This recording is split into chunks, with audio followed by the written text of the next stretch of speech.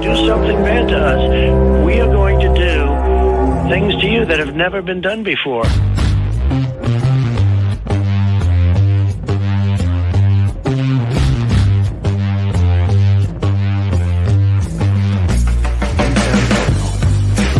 What the is that, dude?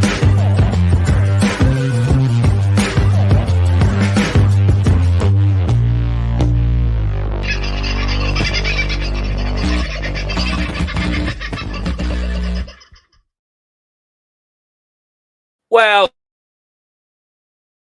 feeling better.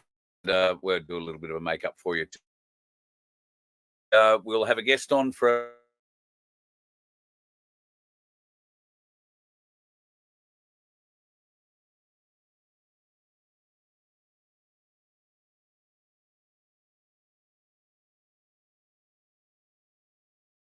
coming up a little later on in this show about a big LifeWave meeting coming up Tuesday night, 8:15.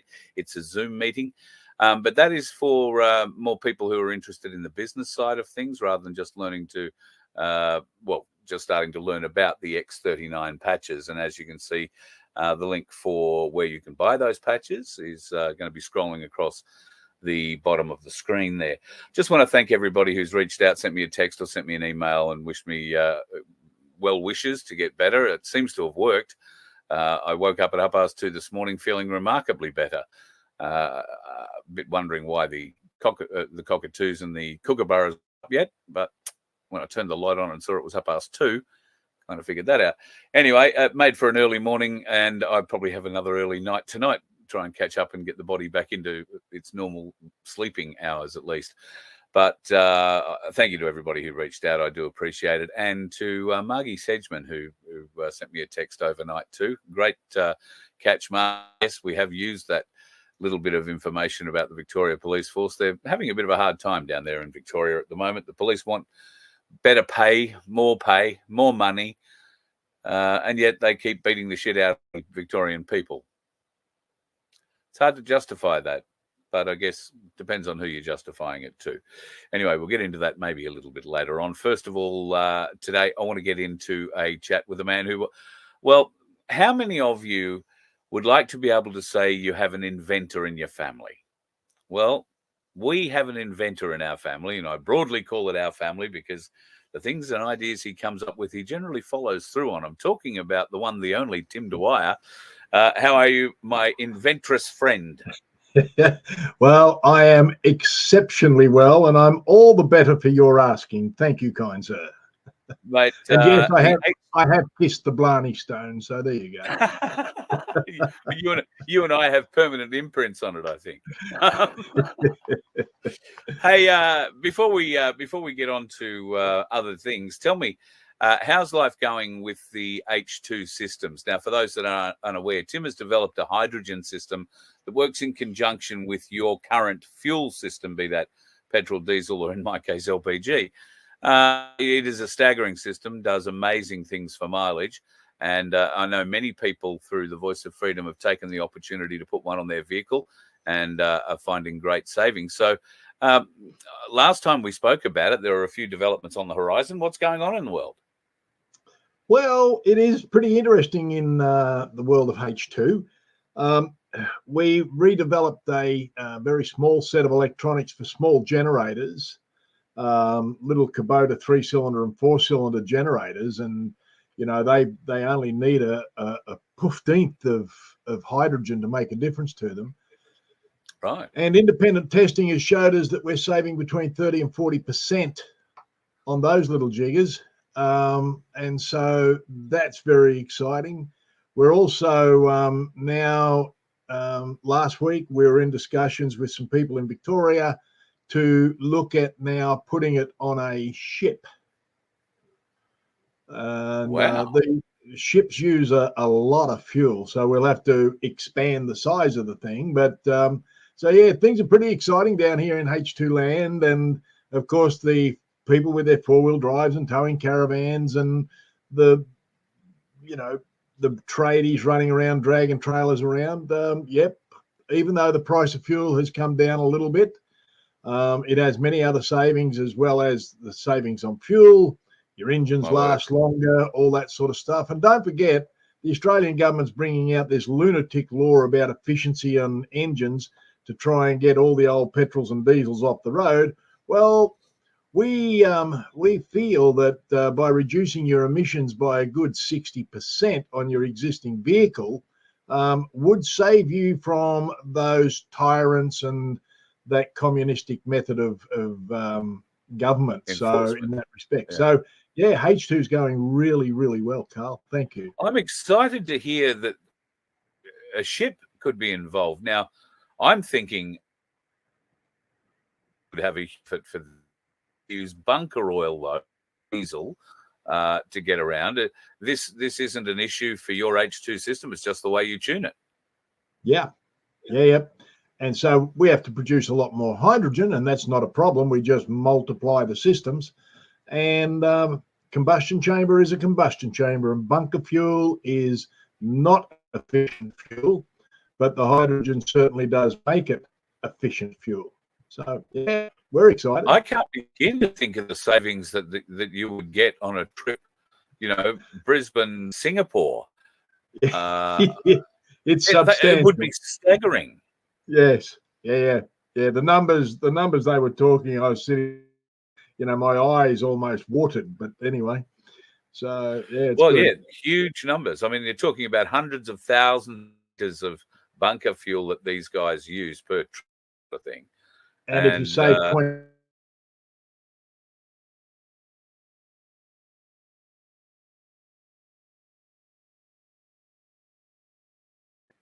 Now, there are a couple of other interesting things we chatted about earlier today. Before we get on to the very important X39 meeting that's going to happen on Tuesday night, do you want to start us off with, well, I don't know. I can't pick a favourite of the three things we spoke about this morning. So you start and we'll go from there. All right. Well, let's start with this one.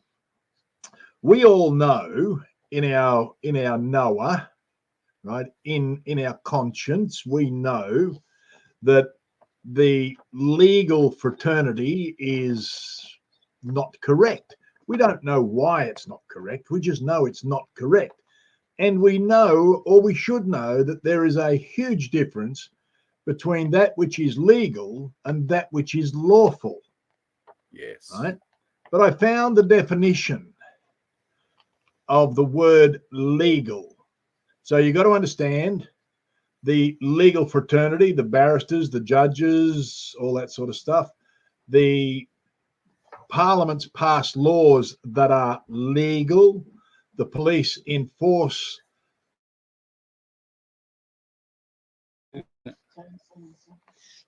So this was sent. It knocked me clean off my socks. I tell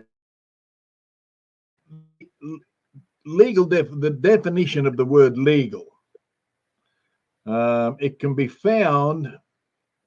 It's found is the word legal is the undoing of God's law according to the 1893 Dictionary of Arts and Sciences, Encyclopedia Britannica of Arts and Sciences, right?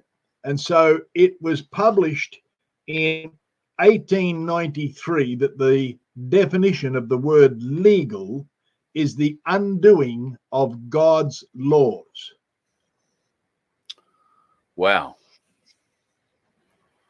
Think about it. No. Now, when you think about the ramifications of that going forward, it's mind-boggling and probably a bit scary to a number of people. Well, but to discover, if you're going to undo God's laws, that means you must be implementing laws from some other entity, deity, whatever. Call it what you will. I call it evil. Yep. And so if you're undoing God's laws, you're implementing the laws of evil. Yep. And here we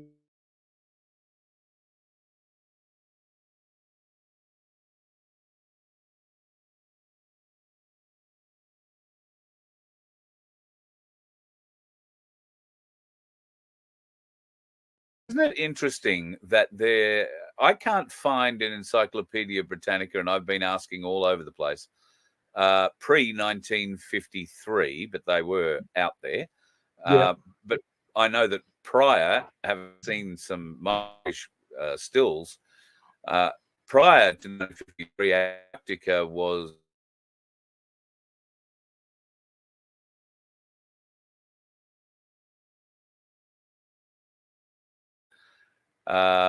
and I believe that the Earth was flat in those encyclopedia as well. But you can't find them anymore. Nobody I wonder has. why. Yeah, well, yeah.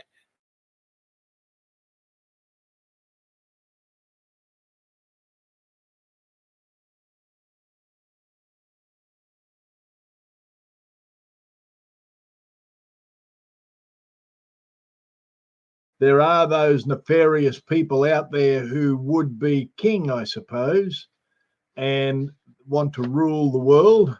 Everybody wants to rule the world, and you know, Carl, you've got to remember. I'm going to go back to scripture. We were told. Sorry, this seems to be giving up Right. on us a bit. I can hear you. Change my connection over and see if that makes Right. a difference. So in this, we've got to go back to scripture, and it says, you may be in this world, but you are not to be of this world. So the undoing of God's laws, we're not of that world. We are to stay obedient to God's laws, common law, right? Yes. That's where we're supposed to be. Now try this on for size. Point number 2. The Hansards of the Australian Parliament, right, or Sorry, of the Federal sorry, Parliament. Tim. Sorry, Tim. Can you just start that one more time? I had at the most inauspicious moment. Right. So could you just pick that up again? Right. Here's point number 2. Try this on for size. The Hansard of the Australian Parliament, or the Commonwealth Parliament as it was at the time, or the Parliament of the Commonwealth, they must be held in the archives for all time. Now, a lot of the archives they're telling us has been digitized and all that sort of stuff. However, one would ask a question. Why would the 1973 Senate and House of Reps Hansards be found in a disused prison library off the coast of Victoria, not A in the disused protection prison of the library. Parliament?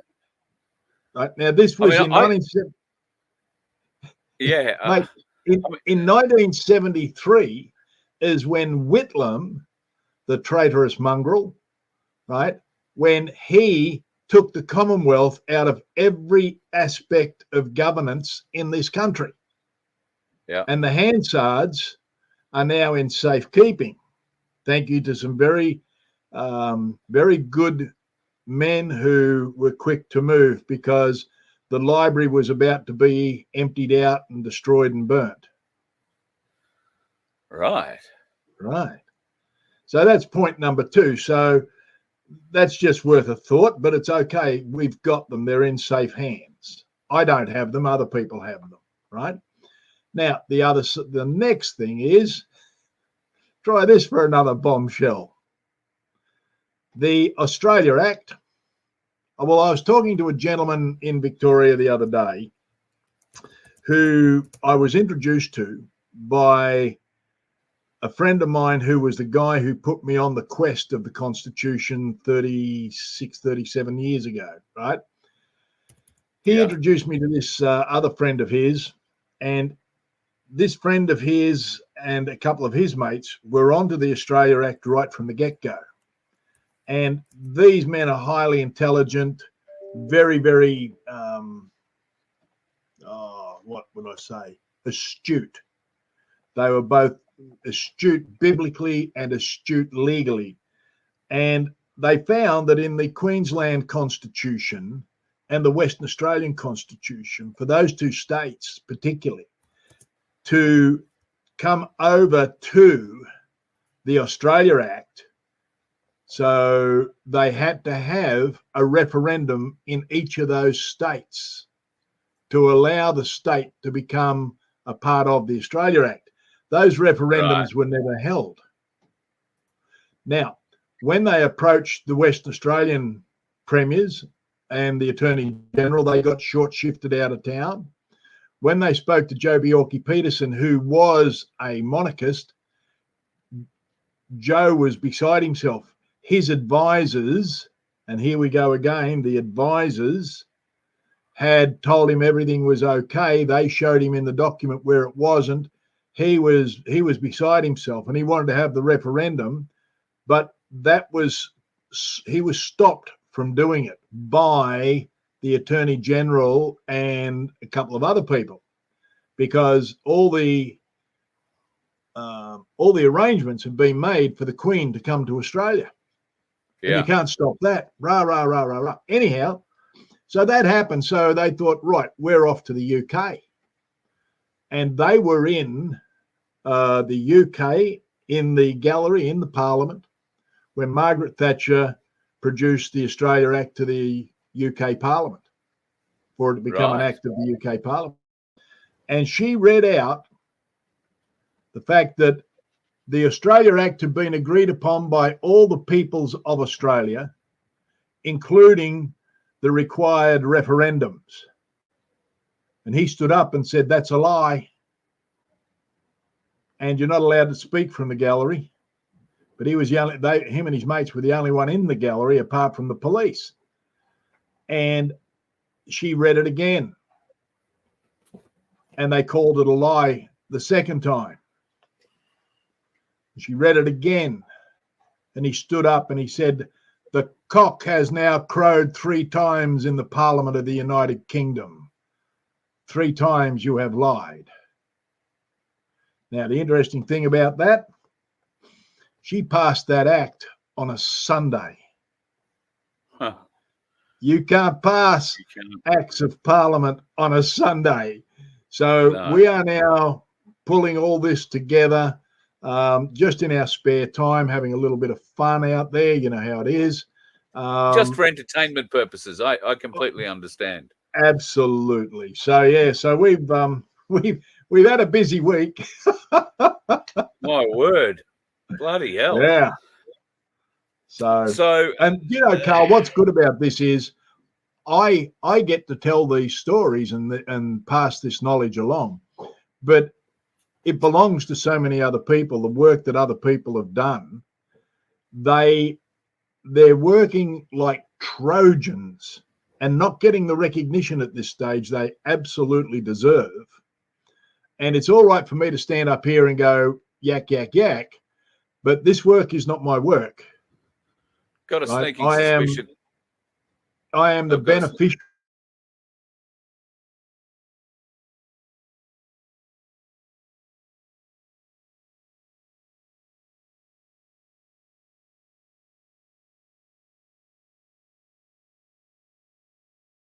And I can't be more grateful for them.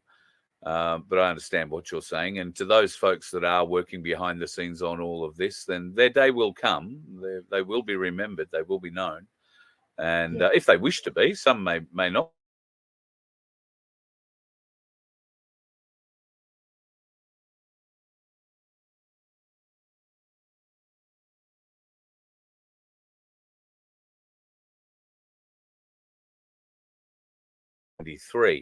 That's not just 1 or 2 pages, folks. That is the House of Representatives and the Senate. Books, thick books of everything that was said for a whole year in the Australian Parliament, in both houses. That's just staggering. Found used prison library on a prison island off Victoria's coast. Now, I've only done a little bit of Googling, but there weren't too many prisons off Victoria's coast, and certainly none that were off the 70s. So this was a old prison, very, very, probably closer to Tasmania than to Victoria, just about.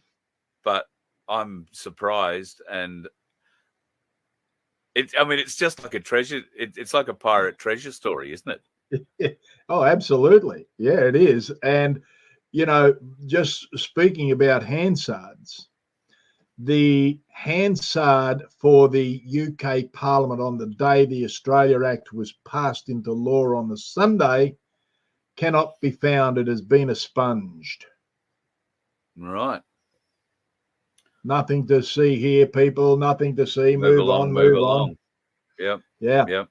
Anyway. So this sort of leads me to next question, in that if we have this proof now, we have the 1973 Hansard, which could say God knows what, because at that time, as we know, Gough was the Minister for Everything, and I think was it the Treasurer was the Minister for everything else. Right. So it was between the two of them that they'd managed to juggle this, not dissimilar to what Scott Morrison tried to do by taking over a number of portfolios while he was, just for a few days or for a few weeks. But he didn't bother telling the members of the Parliament who actually held those portfolios that he was taking them over for a little while. Yep. All sorts of bastardry.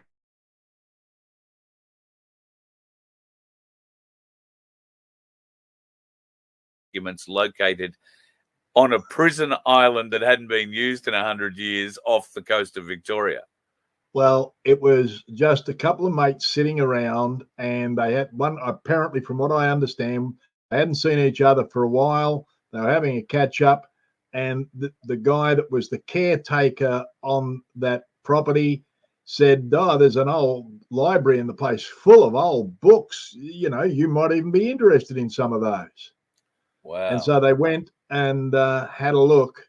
And yes, he was certainly interested in those old books. Well, the fact is, it would have been illegal to remove them from the archives. So this isn't just a mistake. It didn't just get picked up along with a whole heap of other stuff and sent down to the jail by accident. I mean, this does not happen with Hansard. No. But, the what's their favourite saying in Parliament? I have no recollection of that. Oh, yes. I have no recollection. I have no recollection. Yes. Yeah. And of course, anybody who could recollect. It's like Dan Andrews and the push bike.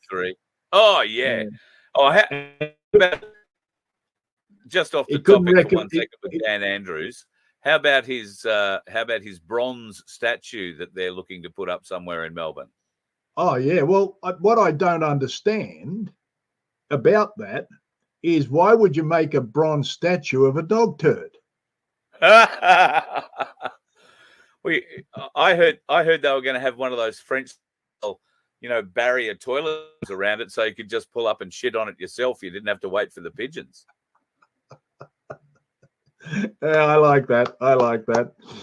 Yeah. But anyway, there's lots happening in the world, Carl, and I think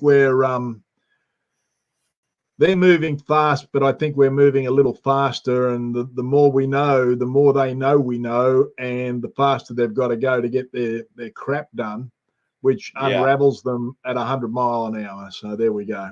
Yep. And it does unravel them. Mate, speaking of unraveling, I am holding up my 2 lots of patches that I'm currently working my way through. Which are the energy enhancer patches. Now, I'll be honest, I hadn't done much to see whether or not I was enhancing my energy with them. So the other day, I did a day without energy enhancing patches on cutting wood and a day with the energy enhancement patches cutting wood. And I got to say, made a huge difference in so many areas that I wasn't actually expecting. It wasn't so much, oh, gee, I'm going like the Energizer Bunny. It was more the recovery afterwards. I didn't feel like I'd exerted a huge amount of energy. I wasn't worn out. I didn't feel fatigued in my arms particularly, and forearms. That's what has been I've been copying it pretty hard in the forearms with the chainsaw. So I was quite amazed at the way that they work. And the X39s, which I know you put on my back of my neck for a headache, I've been putting them on my left hip recently because for some reason or other I lie on my left hip at night and it's getting sore. So I put that on there. No pain for days afterwards. You know, because I don't put one on every day like I should. But I'm amazed that at how fast it works. These X39 patches stagger me, and I recently met up with a dear friend who's suffering from a terminal diagnosis. She has every LifeWave patch known to man, and swears that they have made a huge difference to her last couple of years. And it was the first time I've ever seen X49 patches in real life. So I didn't know them. And she still didn't tell me where she got them from. Because we can't get them yet in Australia, I don't think. Or has anything changed there? Yeah, that's right. So, you know, the X49s, we may get them shortly, but they're if you've got somebody in the US that can buy them for you and they'll ship them out, they'll send them to you. That's what some of the people here have been doing. But the X39, and Carl, is incredible. But the response is like, we introduced some new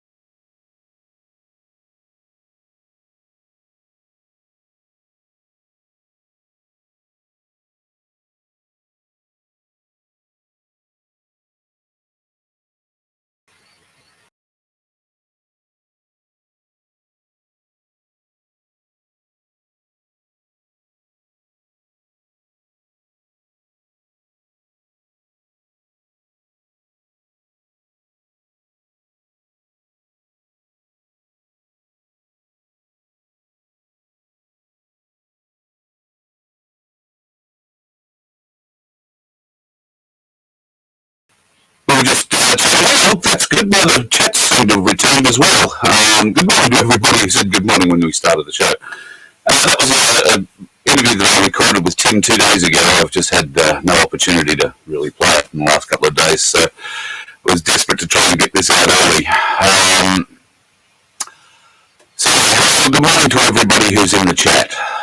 The X39 patches that we were talking about there, if you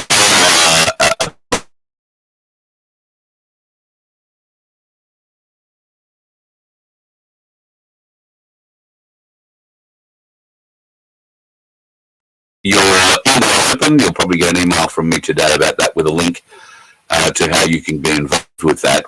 It's more for the business builders in this side of LifeWave, so if you want to get along and be part of that, learn some of the changes that are happening there, and it's going to make it easier for you to make $1 if that's what you choose to do with the LifeWave patches. So, now you're saying, what the bloody hell's going on this morning? Let me just have a look at my settings. And, well, shocking audio. It sounds like it's too hot looking at the, too hot meaning too strong, too loud. I'm trying to find my microphone. There's my microphone. Oh, wow, that is very loud. Well, that's pretty good. Computer doing very strange things this morning. I haven't had the chance to get Vince to go through it yet. That was the plan over the weekend. It just hasn't happened yet. So, distortions in the audio. Try and find a way of turning the audio down.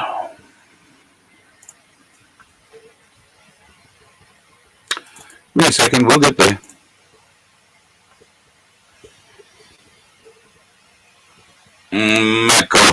on. Yeah. Okay, so output devices. That is very loud, and I don't understand why that is very loud. Right. Well, folks, because it's too hot, and it's not going to let me fix it while I'm talking to you for some reason. Actually, there is one way I can fix this. Give me a moment.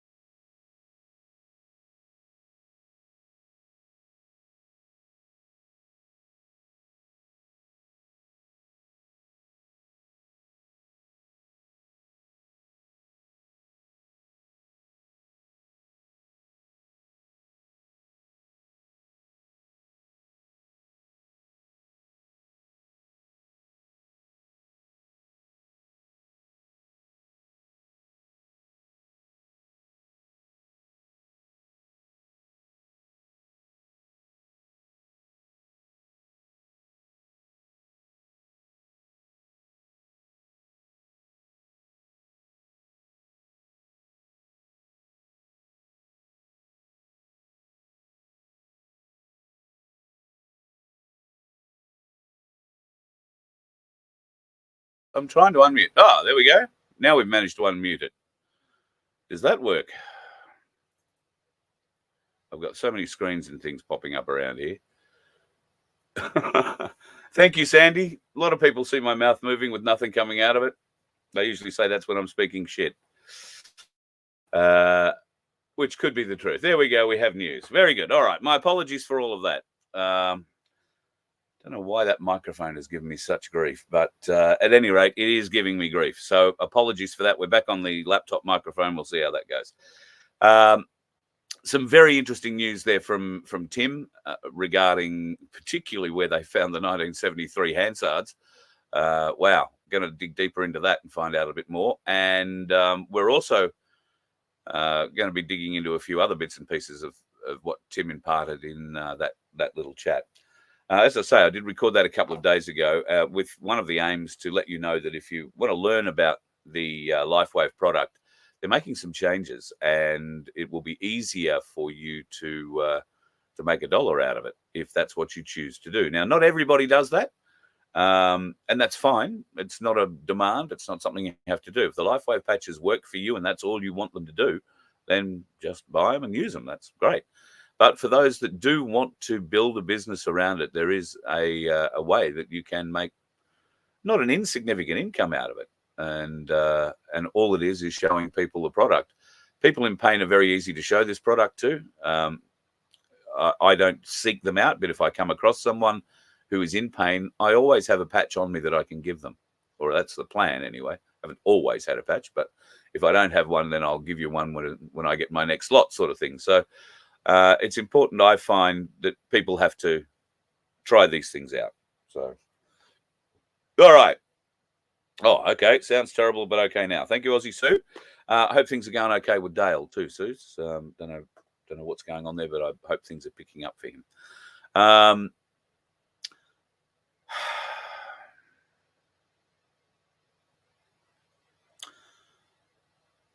Something happened yesterday. I was going to play this interview yesterday. In fact, I was going to play it Saturday, but something happened Saturday as well. But yesterday, something else happened.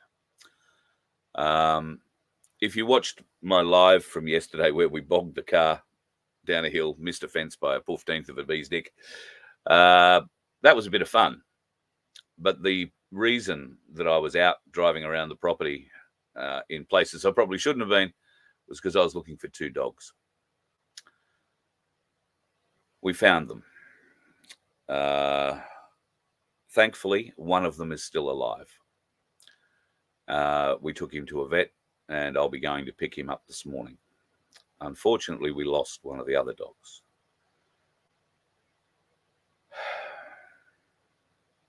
It's been a shit month. Really has been a shit month. I'm so glad to see the end of September. Thank you to everybody who's reached out and made some contact who's known about what's happened. But the two dogs, unfortunately, put themselves in a position.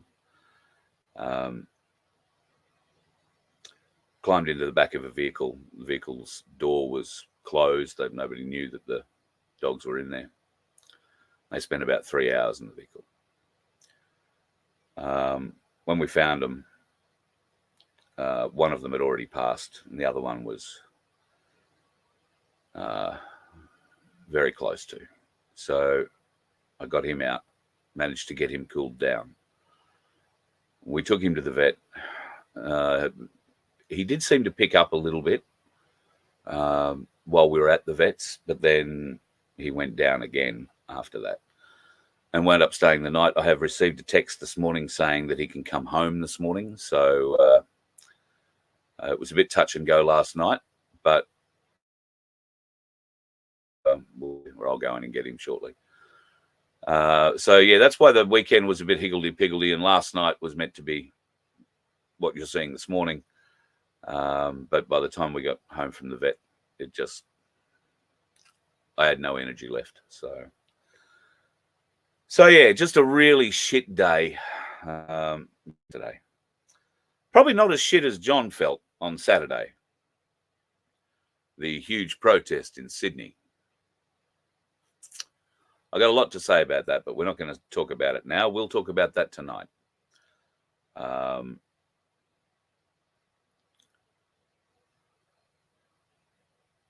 Certainly, some of the efforts in Sydney were a bit surprising. So we'll talk further about that tonight. I'll have a lot to say about it. And unfortunately, I don't think most of it's going to be good. But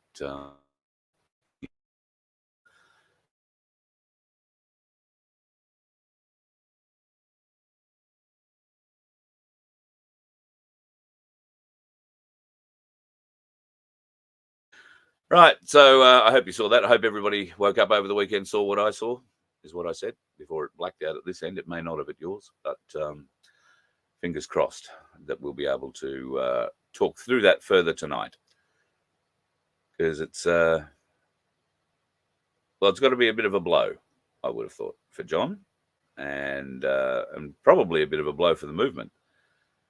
We need to have a discussion about it. Are we just apathetic, or are we just smart enough to pick the people we will go and rally with versus the ones we won't? I think it's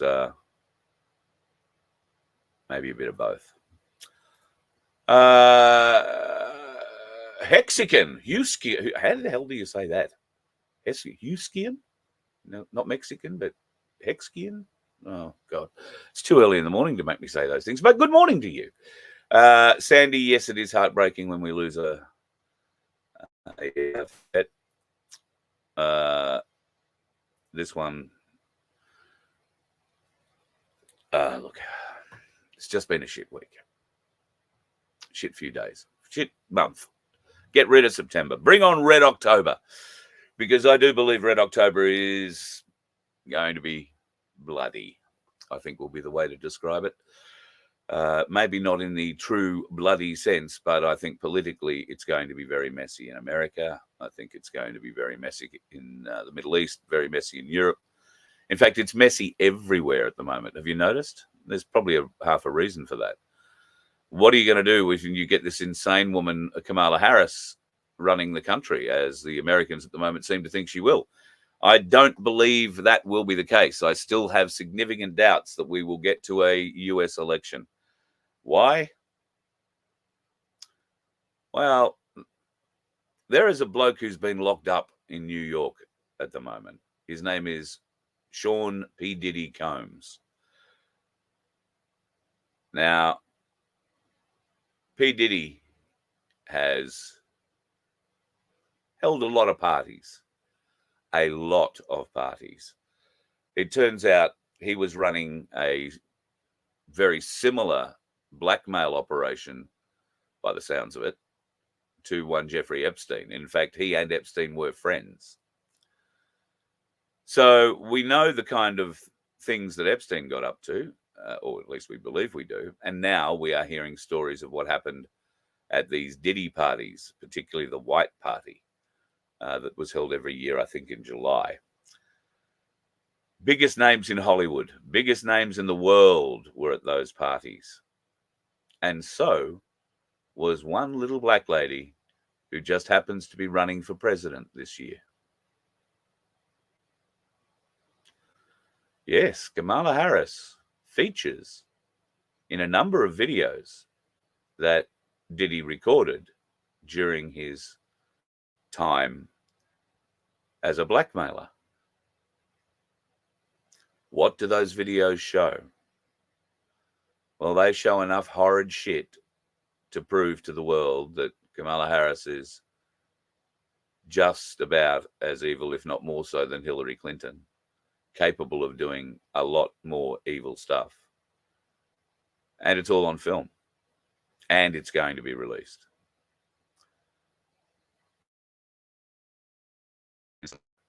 What's going to come with it, God only knows. But expect some very large.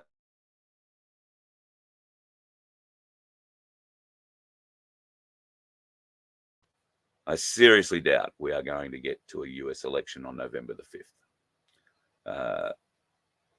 I think it's a long way from a done deal that there will be an election. Phil, thank you so much. Really appreciate those sentiments. And yeah, I've got to be around and support a few people around here for the next few days. So we'll see what happens there. Oprah, yeah, there's another name that's been coming out, particularly in the trafficking stories. Oprah is a big player in the trafficking side of things, apparently, and there is going to be some news out of that compound that she owns in Hawaii. I believe there'll be something coming out of there. That P. Diddy, I think we said some months ago when it was flagged that he was going to be arrested, that he was going to be the key. He has all the latest bribery, if you like, videos, and he wasn't afraid to use it. They have apparently quite extensive knowledge of his networks, of how he